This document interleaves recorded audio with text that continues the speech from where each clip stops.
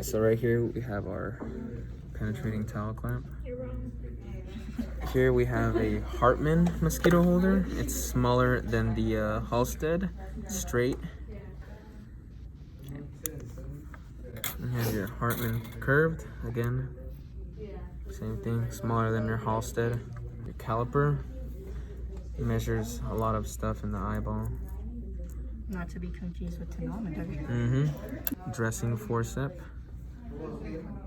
Let me get the tip. Go for it. It's just curved, nothing's fancy about it. Other dressing forceps. It's just another one. Got it? Okay. It's not focusing. It's gonna be your Calibri forceps. It finishes upwards with it's like a tip pointing upwards.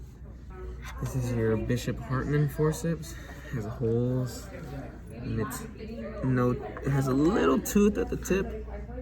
Very, very tiny. Chilazion forceps. That looks like nothing else. Alright, this is your Westcott tenotomy scissors.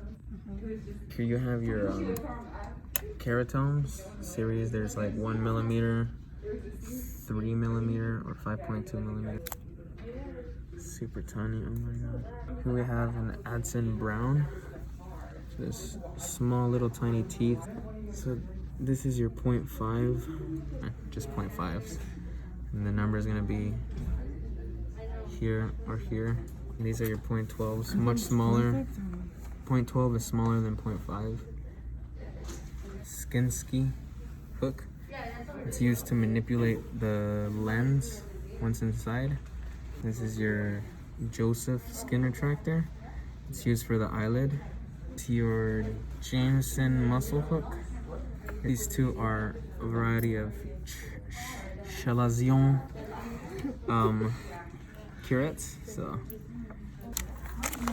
fracture tomes, not to be confused with your keratomes. These are needle holders. This one's a Castro Viejo for sure. This one possibly McPherson. They're always gonna be 0.5 or 1 mLs, never more than that, or 1 cc's. And then I think he said that we most likely would use like a lure lock kind of syringe. Yeah.